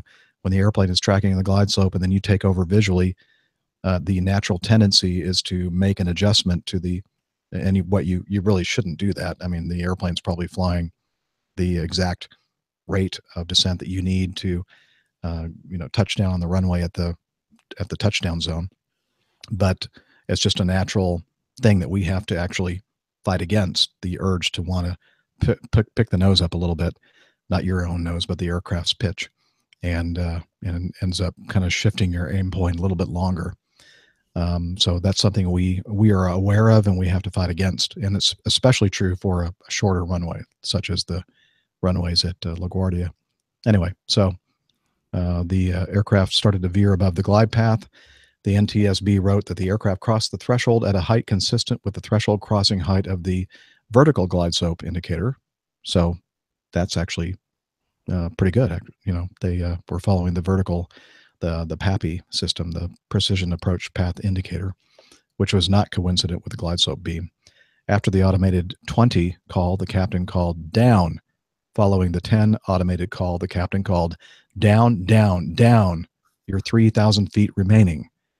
The aircraft touchdown, no call out of spoilers or reverse thrust occurred after touchdown. The flight data recorder data suggested the aircraft crossed the runway threshold at 66 feet and a 750 foot per minute rate of descent. About 2,500 feet past the runway threshold, the rate of descent had decreased to 0. In other words, they leveled off a little bit. The aircraft finally touched down 4,242 feet past the runway threshold. The runway, no problem though, because the runway is 7,001 feet long. That's more than halfway down the runway, Jeff. Yeah, less than 3,000 feet remaining. Oh my God! Yes, the captain extended the speed brakes manually because they were written up. By the way, the auto speed brakes were not working. So the captain extended them manually 4.5 seconds after main gear touchdown. So, you know, there was a little bit of delay before he got the spoilers out. And if you don't have the spoilers out and the lift is not spoiled from the wings, then you don't have all the weight down on the main gear for the brakes to have any effect. Maximum reverse thrust was commanded a further 1,650 feet down the runway past the touchdown point. The aircraft entered the EMAS, which is the Engineered Materials Arresting System, at about 35 knots over ground. The aircraft sustained blade damage to the left engine due to ingestion of the EMAS materials. The tires received cuts in addition to normal wear. EMAS materials were found in various locations of the aircraft. Wire support damage was found on the gear struts. There was damage to the thrust reverser sleeves and blocker doors. Let's see. The NTSB reported that according to computations, the aircraft could have stopped with all gear remaining within the runway surface had the spoilers been extended within 1 second after touchdown and maximum reverse thrust been commanded within 2 seconds after touchdown. Burn. Yeah. Oh, and then they put another comment in here. The NTSB annotated that the CVR, the cockpit voice recorder, revealed that below 10,000 feet, there had been discussions amongst the flight crew not pertinent to the flight in violation of the sterile cockpit environment. And I have to admit, occasionally I break that rule myself. There's still a long bit of the flight to go, and it gets awfully. If you've been chatting away, it's very hard to just sort of dry up when you're having a quiet period. And I don't think that's really I don't think that's relevant. Significant factor in this accident. So, but no, the significant factor is that it didn't sound like it was a particularly well set up approach. Having said that, he looks like he got it together as they came over the threshold. And I don't know if it's the same for you, Jeff, but for us, the real cue, if you settle on a nice final part of the approach, is that you get the 50-foot call out just as you come over the piano keys. For us, and if you and 750 feet a minute sounds a little fast, but you know, if you flare well enough, you can cushion that. It sounds to me like he just flared a little hard, to the point where he leveled it off, and I feel a little sorry for the captain because it's really tough being in that position where you want the guy to finish the landing. You don't really want to have to take control and do a go around, which is what it may require. But you know, eventually, when you're halfway down the runway on what is not a huge runway, you've really got to exercise your command. That's why you're sitting in the left-hand seat, and that's why everyone behind you is trusting you. You've got to take control and go, no, this ain't going to work. Either you fly it on yourself, or better still in this case, do a go around. Exactly. Because you can always, where is it? You could always find the button. Do I not have that on this one? Oh, you better. Jeff. Oh, Have here you we go. done your go-around checks? You can always. You can always go around if it don't look right coming down. Don't wait until you're sideways, baby, sliding on the ground. You can always Go around. Yeah. And I feel sad because, you know, for the rest of their career, both of them will go, if only we'd gone around. Well, and interesting, there somebody made a comment that's not included in the Evernote folder, Nick, but if you go to the actual link to this on aviationherald.com, according to Mike Charlie, he made a comment on Wednesday, August 2nd. The CVR transcript included the following, quote, "My career just ended," one of the pilots said. The other responded, "Mine too." Pilot should never, ever say something like that. Yeah. Yeah. But, It's an understandable reaction to what was they both realized was just a monumental error on their part. I mean, to be fair, they only hit the EMAS at 35 knots. It wasn't a major overrun. Everyone walked off the airplane, but seriously, that's quite a large error in judgment for both of them there. Yes, yes. But these things happen every now and then. And as you said earlier, by the grace of God, go on, or whatever. At times you the saying realize is. that we make light of it, but at times it's not an easy job. Yep. A lot of threats out there that sometimes we don't pay close attention to, and we always should. Yes, this was the Eastern Airlines flight, Jen. Okay. Now, I think it's time for us to move on to the best part of the show, your feedback.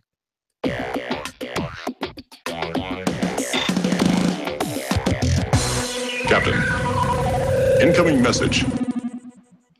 Okay, just quickly, on a show, I don't know how long ago it was, we talked about the gravestones embedded in the runway at the Savannah International Airport. And not long after that, Bill Heron wrote in that he sent this in June 15th. Must be something about Georgia, he says. Then he has a link to a WSB TV article, or actually video, talking about a property seller in Cumming, Georgia, Mathis Airport in Cumming, where tombstones were dug up, I guess, and removed, and they were not happy about that, and he was trying to, I guess, cover up the fact that he had, I guess, tried to get rid of evidence that the tombstones or the grave sites were there. But I'll put a link to that in the show notes if you want to read that and listen to that or see the video yourself. Thank you, Bill. No disrespect to Bill, but I see it's sent from an IBM Model 29. Is that the 29th computer that IBM made? I don't know. I don't know what a Model 29 is, no. If it's still going after all these years, it's probably worth a bit of money, Bill. You could probably put it in a museum. I don't know. Yeah. Do IBM still make computers? I don't think they do, actually. Yeah. Well, Yeah, very good. that's a good question. I'd love to know what computer that was, Bill. I'm probably going to get a very rude reply. Yes, you will. And again, that's Captain Nick at gmail.com. Yeah. I've got big shoulders. Okay. Well, moving on. Thanks, Bill, for that. Again, we'll put that link in the show notes so you can all look at it. Liz wrote in, Liz Piper. You may have heard of her. I hope you had a wonderful vacation. Was following her on social media, and looks like she had a great, relaxing vacation up there in Canada. She says, contaminated air? Interesting article. Would love you and the crew to discuss sometime. And so this article from BBC.com, flight safety degraded by contaminated air. And an air crew who took part in the research, let's see, let me back up. Flight safety could be degraded because pilots are breathing contaminated air, a study has warned. Researchers at the University of Stirling said that there was a clear link between being exposed to the air on planes and a variety of health issues. Aircrew who took part in the research reported headaches and dizziness, as well as breathing and vision problems. The air on planes can become contaminated by engine oil and other aircraft fluids. Unfiltered breathing air is supplied to airplane cabins via the engine compressor. And goes on to talk about this the study published in the World Health Organization journal Public Health Panorama. And it said it was the first of its kind to look in depth at the health of aircrew who are suspected of exposure to contaminated air during their careers.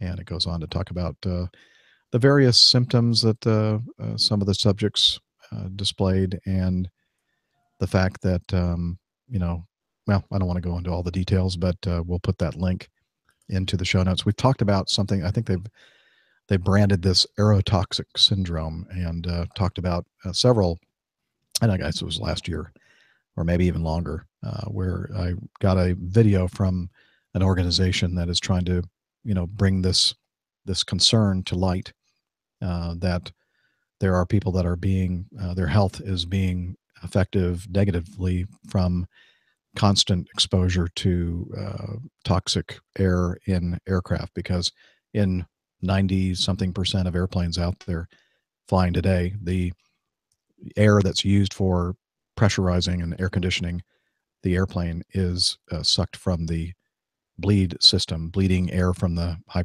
pressure compressor sections.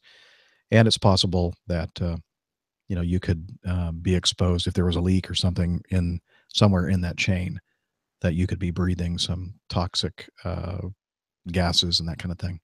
So, yeah, it's interesting. The 787, of course, has an electric pressurization system. So it's you can imagine the little compressor pump that pumps up your car tires. It's a bit probably like, bigger than that, though. reckon? Yeah, I'm not so sure. But anyway, it's it just takes in air from the atmosphere around the clean air outside, and just basically pumps it into the airplane instead of using the engines. Now, actually, that can be more efficient than bleeding air out of the engines, because when you do that, you're reducing the efficiency of the engines, which means you have to run them a little higher RPM, which is using more fuel. So not quite so clever. But they've also got around the problem of this oil leaking. Now, the oil is, it's like motor car oil. It's not designed to be breathed. It's got some pretty evil chemicals in there. And of course, when the oil is there in the bearings of the engine, if it happens to leak out of the bearings and get into the air around it, then it's likely that it will be sucked into the air conditioning system. For the average passenger, it's not really a problem because they don't get exposed to it very often. And to be fair, the vast majority of aircrew, both in the cabin area and the pilots, don't suffer any symptoms. It's only seems to be affecting a relatively small number. So I don't know whether some people perhaps are more prone to reacting to this, or perhaps they have got a problem that is exacerbated by it. The problem is that there are so many toxic materials in our just everyday lives, whether it be walking down the street and ingesting fumes from cars, or I don't know, from various other environmental parts of our life, areas of our life. That people are going to find it very hard to single out just one aspect. I suppose if eventually you say, right, well, all these people of this particular occupation are suffering this problem, then they're going to eventually be able to make a really solid link, and people will be able to take engine manufacturers to court or whatever. But I'm not absolutely convinced that this is a problem. Certainly, I've been on aircraft that have suffered oil leaks, and we've noticed it in the cabin, and we've reported it. And there was a significant effort made to both identify the aircraft and the engines that had problems, fix them, and also to take samples and establish whether there was any serious health problem. But nothing in my mind, as significant as ever come out, and certainly nothing proven. Now, whether this, I haven't read the full report. I've only read the same thing you have, Jeff, which is basically this news article about it. Whether this establishes a solid link or not, it'll be interesting to see. Yeah, I agree. And I'm a little skeptical myself because I've been doing this for 28 and a half years. And I know a lot of people that have been doing this job for quite, decades, and none of them have suffered any of these symptoms or chronic health problems. So as you mentioned, it does seem to affect a very small minority of people. And I think you might be able to say, well, is that any different from the percentage that in the general population that suffer from these things? That's exactly right. So I'm yet to be convinced. Yeah, me too. I'm not saying that it isn't, something going on there. And if it is, I'd certainly like to hear about it and want it to be fixed. But again, a little skeptical regarding this whole thing. Yeah. Oh, can you hear that? I do. Yeah. Must be. They're coming to get me. Oh, no. The men in the white coats. The one, the name of the title of the show, the one where Captain Nick was arrested. Exactly right. Yeah. Well, okay. I'll just keep my head down. I think we'll be all right. Okay. Good. Duck. In the chat room, I noticed they were talking about, hey, have you heard about this situation? Actually, maybe it was a different one that they were talking about, but this it reminded me of a situation from Stewart. So I went way down the list, Captain Nick, about 4 or 5. Well, 1, 2, 3, 4, 5, 6, 7 from the bottom. Stewart sent this in. Okay. And he says, Dear Captain Jeff and APG crew, what do you make of this nonsense?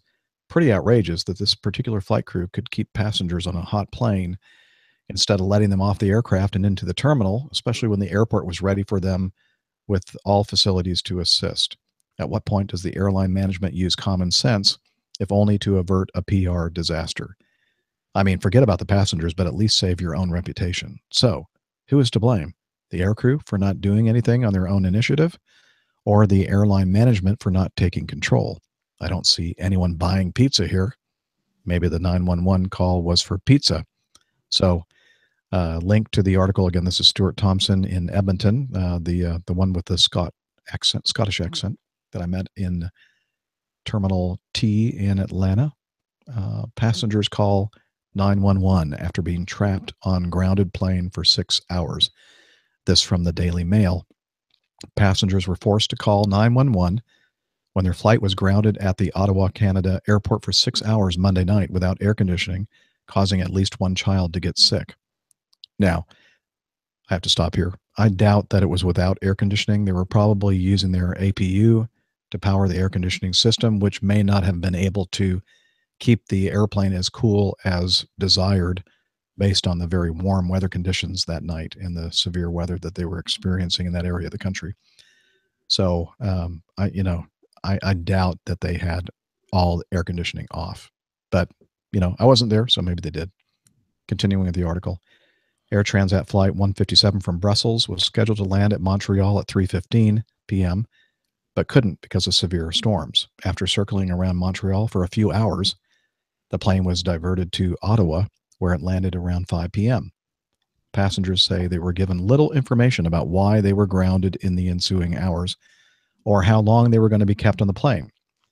At first, the air conditioning was kept on, but as the plane's fuel supply dwindled, the pilot shut off the power, cutting off the air conditioning and lighting. Oh, well, okay.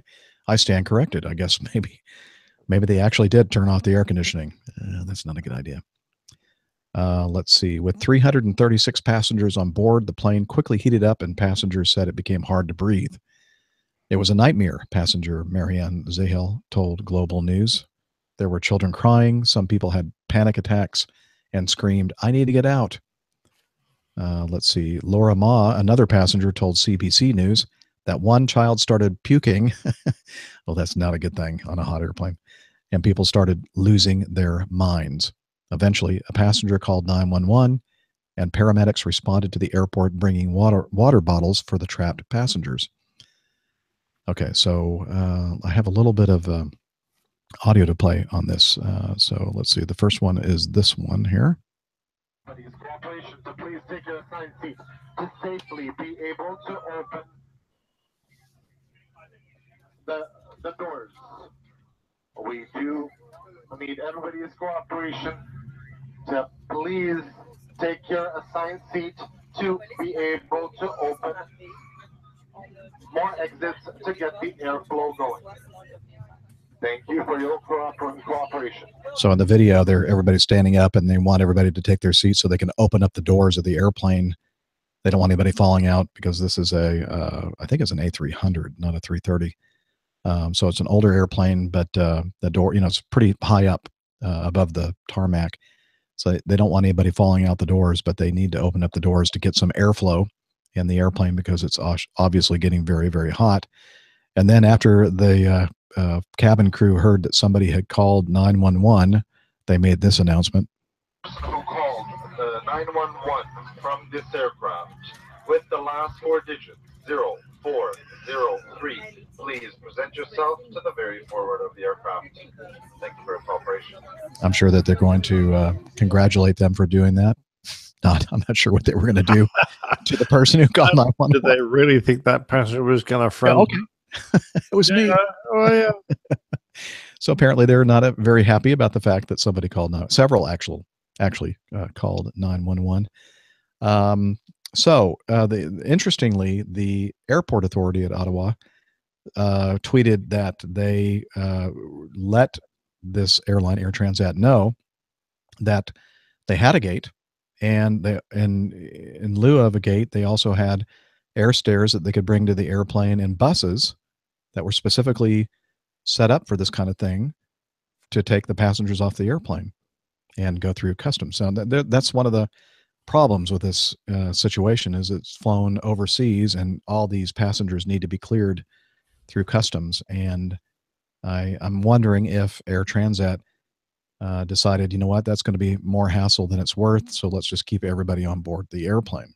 And apparently Canada doesn't have the same tarmac rules that we have in the United States, and huge fines for doing something like this. So basically they held these passengers hostage on this airplane for, I think, 5 hours after they landed.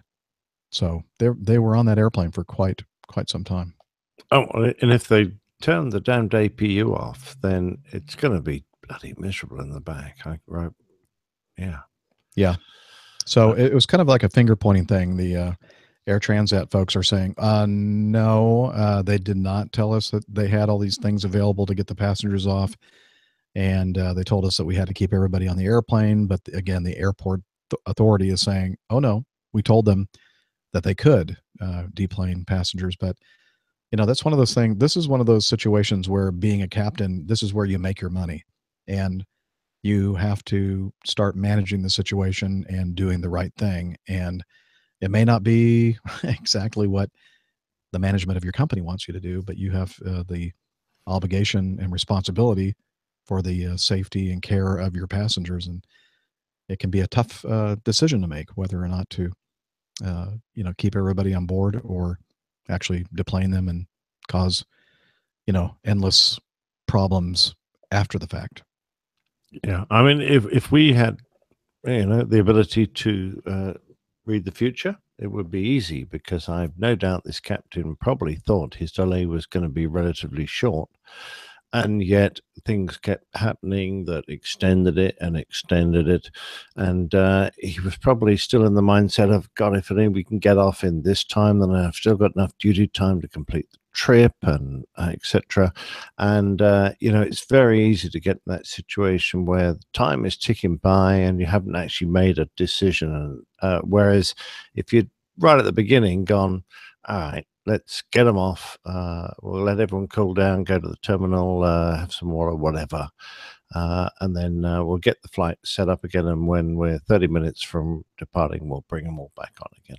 But he probably wasn't confident that would happen. He probably thought if he deplaned everyone, that might well be the end of the trip. In which case he's got another problem, hotels and everything else, resting his crew and all that stuff. It can be complicated, but to a certain extent, if you're in that situation, you just got to take it by the balls and run with it, because no one else is there on the spot, and the captain has to make the decisions. And sounds like this guy, might just have been hoping for the best and ended up with the worst. Yeah. And I think that they were not the only Air Transat flight that was delayed for many hours on the tarmac at Ottawa. And interesting, looking at some of the tweets from some of the passengers. Apparently, there was a nav geek back there and knew how to look up METARs and terminal area forecasts. And this guy's saying the METAR, TAF, and GFA showed clear of towering cumulus 2.5 hours ago.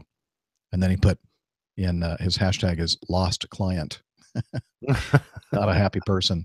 And apparently it was not the only, I think I just mentioned that, the only airplane that experienced an extended delay that day. So anyway, lots of finger pointing. I'm hoping that they'll do the right thing to compensate the passengers for their inconvenience and,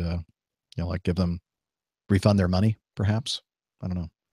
It's interesting. I wonder what would have happened if that passenger had not called 911. Would they have just had to sit there and sweat? I guess. That was not a very nice situation going on there. No, not that I'd recommend that people suddenly go, well, I'm fed up with this delay, I'm going to call 911. Yeah. No, that's not the ideal solution, folks. It usually ends up with a bigger delay than you would have had otherwise. That is true. Well, let's see. How long have we been going here? Probably more than an hour and getting close to an hour and a half, I think.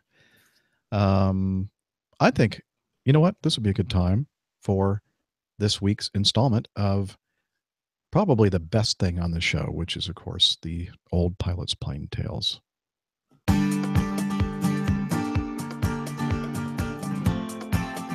The Old Pilot's Plane Tales, 7543. Go to the homepage on the website of a certain company and a large number jumps out at you. It doesn't move very often, which is a good thing. The number represents the total number of lives saved by their product. It has been growing slowly since 1934. From the day I first started training to fly to the day I retired from the Royal Air Force, I sat on a Martin Baker ejector seat every time I took to the air, and I did so with the confidence that one day I might ask it to save my life, and trusting that it would. Luckily for me, that moment never came, but for 7,543 aviators from 93 air forces, their Martin Baker seat worked as advertised. One of the very latest lives saved was that of a Pakistani Air Force Mirage 3 pilot, whose aircraft suffered a technical malfunction during a routine training flight on the 2nd of May 2017. Martin Baker is, of course, not the only ejector seat manufacturer, nor was it the first. The first system, back in 1910, used a bungee elastic, but the first patented ejector system was created by the British railway engineer Everard Coulthrop. A close personal friend of Charles Rolls, of Rolls-Royce fame, he watched his friend die in a biplane crash. The tragedy inspired him to develop first a parachute, and then in 1916, he added a patent for an escape system that, when activated, tilted the pilot's seat backwards, and then with a blast of compressed air would deploy the parachute, which would pluck the plucky wearer out of the aircraft. Coulthrop wasn't the lone inventor working on such a system. Quite independently, the Germans and the Swedish were coming up with versions of their own. The first German system was fitted to the Heinkel HE-280 prototype jet fighter, built in 1940 and powered by compressed air, the seat that is, not the aircraft. Test pilot Helmut Schenk became the first person in history to use an ejector seat in anger when the controls of his aircraft became iced up. The Swedish seat was developed by Saab, who first used compressed air, but then moved to a gunpowder-powered seat developed by Bofors in 1943. It was the post-war development of high-speed jets that really prompted work on an efficient and safe ejector seat, and the US Army Air Force experimented with downwards ejecting systems operated by a spring. However, it was the work of Sir James Martin that led the field. Sir James, originally from Ireland, was originally an aircraft engineer who worked with Captain Valentine Baker to build aircraft during the Second World War. The MB-3 was the prototype for a heavily armed high-speed and maneuverable fighter which held 6 20mm cannons. During a test flight with Baker at the controls, the 2,000 horsepower Napier engine failed. A nearby farmer, John Thornton, witnessed the accident. 2 fields from where Morris and I were harvesting, there was a stack of newly threshed straw. The MB-3 hit this and burst into flames. Bunny Winter, the bailiff of Cold Harbor Farm, beat us to the crash, but we were too late to rescue Captain Baker in the fierce fire. Martin felt the loss of his friend and business partner deeply, and it fired him in a passion to devote his life to the safety of aircrew. For the rest of his life, he worked on the development of aircraft ejector seats and retained the name of his friend Captain Baker in the company name as a tribute. The first live firing of a Martin Baker seat was by fitter Bernard Lynch from the back of a Gloucester Meteor in 1946, and shortly after, the first American, First Sergeant Larry Lambert, safely completed a test. Lynch demonstrated the seat publicly at the Daily Express Air Pageant in 1948, and the seats began to be fitted as standard equipment from the late 40s. The early seats, such as those I sat in when I was flying the Jet Provost and the Hawker Hunter, used a solid propellant charge, which was located in a telescoping tube attached to the seat. The Mark I was little modified from the test model that Lynch used over 30 times. It had a simple lever that raised and lowered the seat pan to accommodate different heights of pilot, footrests and thigh guards to prevent the legs from being forced apart by the wind blast as they left the aircraft. However, they required the pilot to manually jettison the canopy, position himself correctly, fire the seat, and once clear of the aircraft, release his seat straps. Once the pilot fell clear of the seat, then he could manually activate his parachute by pulling the D-ring. A number of fatalities occurred when the pilot fell unconscious or ejected too low to carry out all the actions. So Martin set about improving and automating many of the manual functions required in the Mark I. The Mark II seat was a simple automatic seat that also employed a drogue at the top, a personal parachute in a container in the seat back, and a dinghy pack within the seat base. The seat stabilizing drogue that had been fixed at the top of the seat was now held in place by a scissor shackle. This shackle would release the drogue at a predetermined time and was used to pull out the main parachute after 5 seconds to allow for slowing from a high-speed injection and when below 10,000 feet. One of the most popular was the Mark IV seat, known as the Light Fighter, and there are over 700 still in service. It has currently saved over 1,200 lives. The Mark IV was developed to meet the needs of weight reduction as well as improved efficiency to suit a more modern generation of fast jet aircraft. It was fitted to 34 different jets, including the Étendard, Magister, Hunter, Jaguar, Griffin, Alpha Jet, Lightning, Sea Vixen, Buccaneer, Jet Provost, and Gnat, just to name a few. The seat was rated to operate from above 50,000 feet and 600 knots. It was still a pure gun-powered ejector seat, using 1 primary and 2 secondary cartridges, and it employed what were by now the classic Martin Baker sequencing system. The seat could be fired by either pulling the primary face screen handle or the seat pan handle that nestled in between the pilot's thighs. The face screen handle was a double loop of black and yellow striped rubber-covered wire that, as it was pulled down over the face, deployed a canvas face blind to protect the pilot's handsome visage and steely-eyed glint. The first operation was canopy jettison, which was usually achieved by a pair of explosive pistons that fired under the canopy rail, lifting the front into the slipstream to be carried away by the airflow. Once clear, the ejection gun fired, and the seat started moving up the guide rails. After a few inches of movement, the self-contained emergency oxygen bottle tripped, the aircrew services, radio cable, oxygen, anti-G, etc., disconnected, and the leg restraints were pulled taut. The leg restraints were cords attached on one end to the cockpit floor and on the other by quick release fasteners to the front of the seat. The fighter pilots who wore these special gaiters just below their knees and which clinked together as they walked separated themselves from the less glamorous pilots who flew helicopters or transport aircraft by the noise, akin to the sound of a gunfighter's spurs. On strapping themselves to their bang seats, they would thread the leg restraints through the metal rings, safe in the knowledge that on ejection their long muscular limbs would be prevented from twisting into a mess of shattered bone when they hit a 600-knot gale.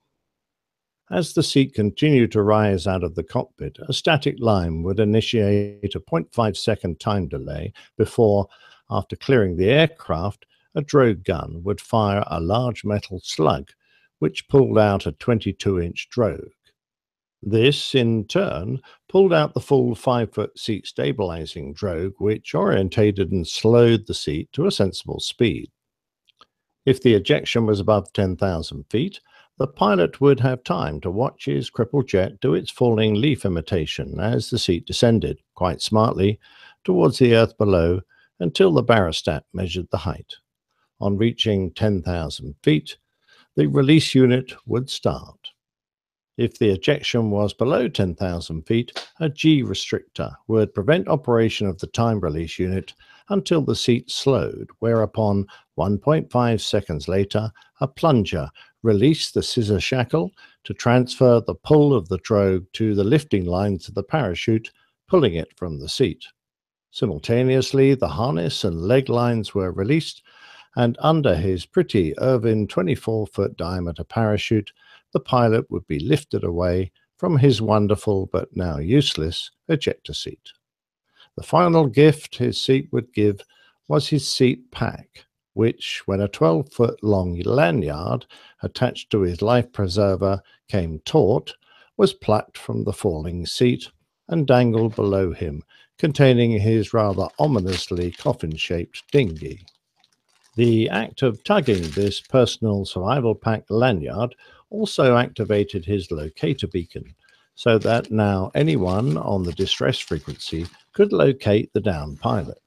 Needless to say, this function would be deactivated when over enemy territory.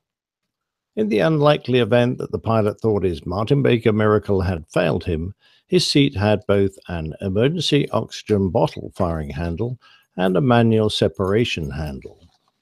Pulling the manual separation handle fired a cartridge that operated gas-powered guillotines, severing the parachute attachment lines.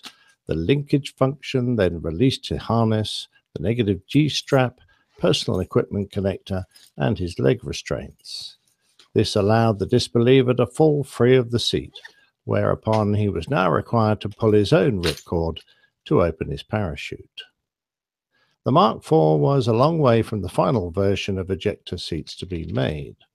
The Mark V was introduced in 1957 to the States and saved 1,645 American lives from failing Crusaders, Phantoms, Intruders, Skyrays, Sabres, Thunder Flashes, T-33s, and the like. However, like the Mark IV, the Mark V was a 0-90 seat, in that to achieve a successful ejection, the pilot could be at 0 feet, but only if he was doing at least 90 knots of forward speed. Not a lot of use if you were landing a Harrier vertically. The first seat that contained a rocket pack were the final versions of the Mark IV and V, which were renamed the Mark VI and VII. 1,500 of these seats are still in service in many countries around the world, and they served in the F-104, the F-8, the Phantom, Prowler, F-5, and F-14. They retained the telescopic ejection gun, but as the seat cleared the aircraft, a lanyard fired the multi-tubed rocket pack, which took over and continued to power the seat away from the aircraft. This improvement turned a 090 seat into a 00 seat. In other words, the seat would work stationary on the ground. Other modifications were introduced that lessened the chance of injury, such as a power retraction system. The speed of the seat would be negated by waiting for a canopy to jettison, so in the main, this and future seats would smash their way through the canopy using cutters on the top, or miniature detonating cord would shatter the canopy as the seat passed through. A recent ejectee, apart from drinking heavily, could often be identified by the MDC splatter that the lead cover surrounding the explosive cord gave to any exposed skin, leaving a myriad of superficial cuts. Various other marks followed to suit lightweight aircraft, to improve comfort, and to suit changes in cockpit design. The Mark 10 was to equip the Tornado, Sea Harrier, and Hawk, to name just a few. Improvements in the restraint were also introduced, including arm and helmet restraint. The Mark 14 seat is found in the F-18 Hornet, commonly known as the SJU-17 Alpha, and the Naces. And the Mark 16 is in the F-35, Eurofighter, T-38, and the Raphael. Martin Baker are now up to Mark 18. Of course, there are other seat manufacturers, such as the maker of the very sophisticated McDonnell Douglas Aces II. For a while, it would have been a Boeing ejector seat, very appropriate, I feel, but it is now made by United Technologies Aerospace Systems. This seat equipped a whole generation of American F-Series fighters and bombers, including the F-15, F-16, F-22, F-117, B-1, and B-2. However, the Aces 5 lost the chance to provide comfortable seating for F-35 pilots. A pilot who uses his seat in an emergency can join an exclusive club, and he will be recognized from his exclusive pin or the understated dark blue tie he wears, decorated with discrete red triangles representing the danger ejector seat symbol. To read all of the members' stories, check out the Martin Baker website, but here are a few.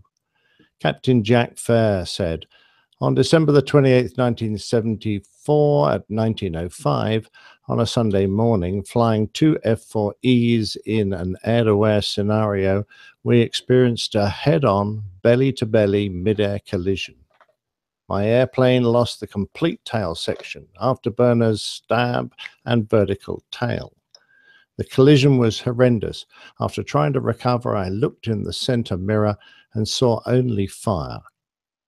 I initiated immediate ejection with the lower handle. The collision, ejection, and the opening shock were all tied together in a horrendous experience. All 4 crew member seats worked perfectly, and none of us had any serious injuries. Nearly every day I thank God and Martin Baker for my life. The photo is my wife, Milda, and me as we celebrate every day of our lives together. Thanks, Martin Baker. Bill Thaler said, thanks for being there when I needed you most. Lieutenant Colonel Kalo Munyaya wrote, I am forever grateful to you and indebted to Martin Baker for saving my life. Thank you. Frederick Hugler added, thank you very much. Your company saved my life.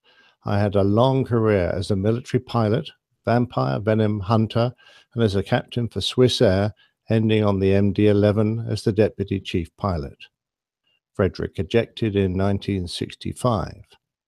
Captain Brian Buse, Canadian F-18 display pilot, who suffered an engine failure at a critical part of his display at the 2010 Alberta International Air Show, wrote, I would like to thank Martin Baker for saving my life recently.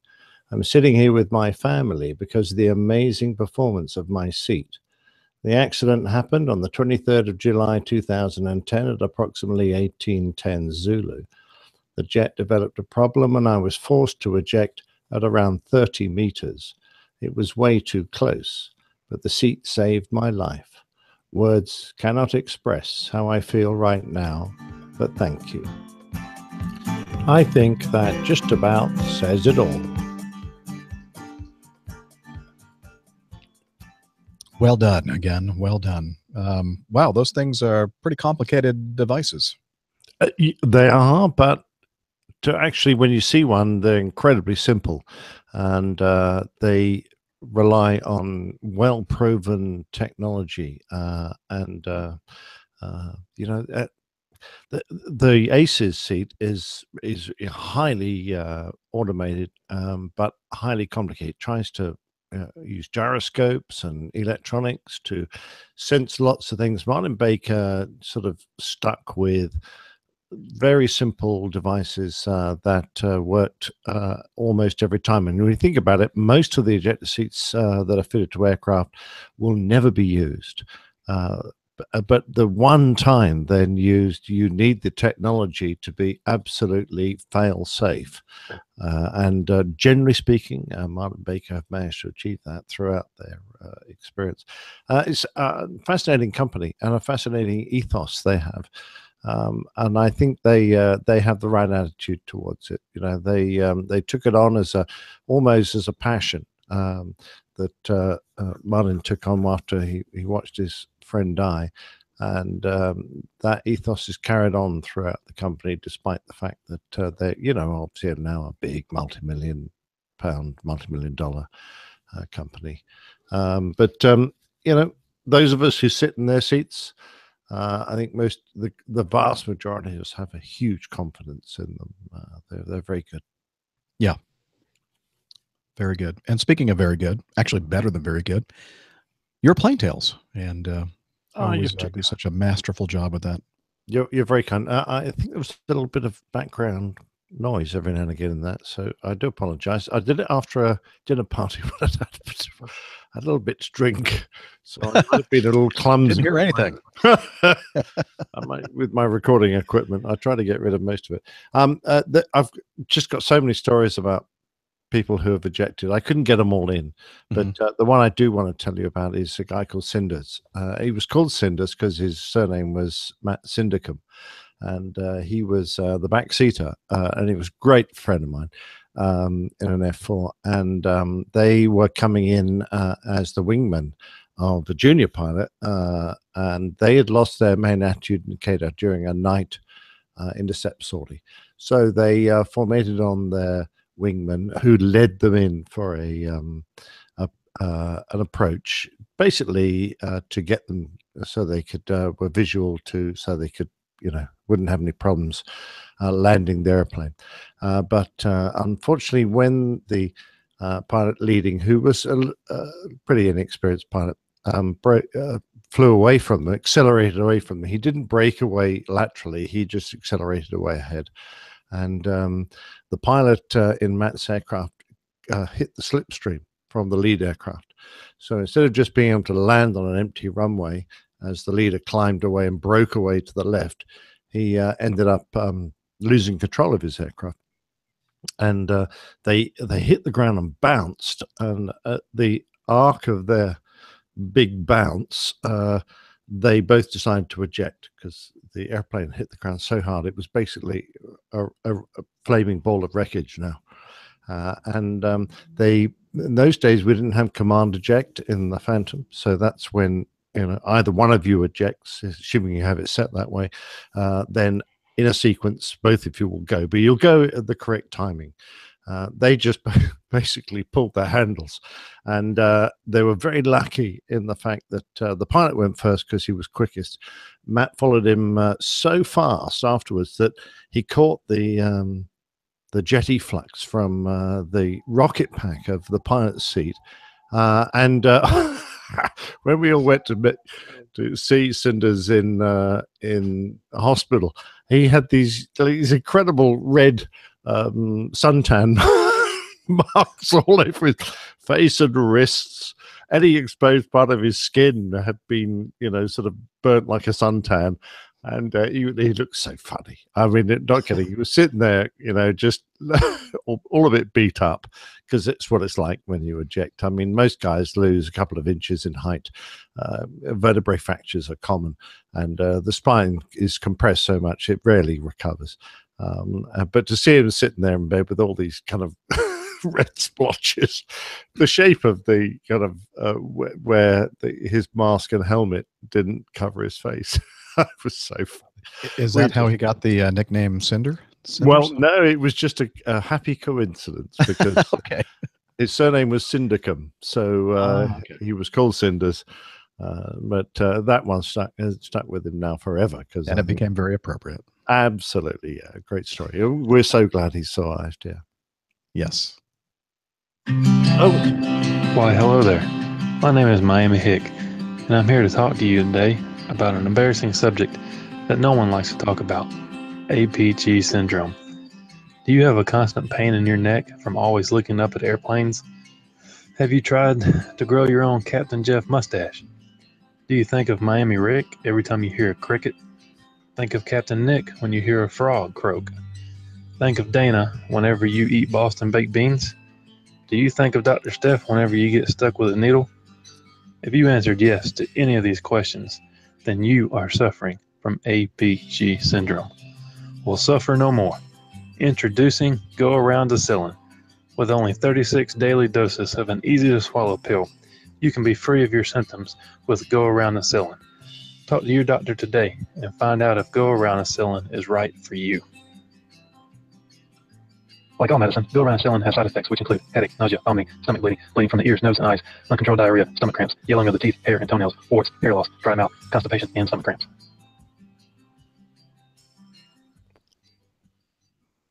And I tried it the other day, and the uncontrollable diarrhea thing, that's true. Got to be careful with that medication. Yeah, I can vouch for that. I could smell it in England. Okay, we're going to go ahead and end part 1 right now, and Steph will join me for part 2. Either Steph is or sitting Tuesday. there in the chat room right now, but she says she can't even watch the video, so probably she can't join us tonight. So I won't be around. Have a great second half. Well, thank you. We intend to, and thanks so much for taking some of the time out of your New York layover to be on the show. And I hope that you're successful in finding your crew tonight. Well, I don't know if I'm going to bother now, because I'm on to my 5th out of 6 beers now. So I might just finish your this. body clock right now. It's like midnight, 1 o'clock in the morning. Yeah, it's getting there. Yeah. So it's still light outside, and I might stick my nose out, but I don't think I really want to roll around the streets of New York half cut. No. So I'll hit the hay, I think. Okay, excellent. I'm gonna pack for my trip tomorrow, and eat some dinner and try to get some sleep myself. So, when you say pack, what do you mean? I mean, do you just throw a pair of shreddies into an overnight bag, or what? Actually, I don't wear my uniform everywhere while I'm on the trip, so I throw in some pants and some shirts and shreddies and undershirts and that kind of thing. Okay, all right. What do you consider packing? Well, I never know. So, I mean, the number of times I've been caught at check-in when they go, Nick, you thought you were going for a 1-night New York. You're actually going for a 3-night Barbados, or because we suddenly need you for this. So I pack everything from heavyweight jeans to shorts, from waterproof loafers to running shoes and flip-flops, swimming costumes to hoodies. So yeah, I have the full gambit. So I don't like that much of mine. Well, I just get so fed up pitching up at places I didn't expect to be at, and then going, oh God, I mean, it's -5 outside, and all I've got is a pair of shorts. If you're in the the fall winter time frame, and you think you're going to be laying over in Sarasota, Florida, and you end up in Syracuse, it's always a good idea to have, a variety of different clothing to cover all the different kind of climates to which you might be exposed. You might think that. I remember the first time I went to Chicago, and it was minus 15, but I had no concept of how cold minus 15 would be in the city, because the wind whips around those skyscrapers, and the wind chill was just horrendous. And my crew and I, we fought out of our way out of the hotel, and we got about half a block before we disappeared into TGI's, because it was just impossible. I couldn't hardly take a breath. And yet there were whole families out there doing Christmas shopping, all in, they all look like Michelin men in their huge Doonas, and they're bouncing around looking as happy as Larry. And I'm going, you guys are dressed for this. I can't even breathe. Yeah, I've been in a few situations where I wish that I had something more appropriate for the weather conditions.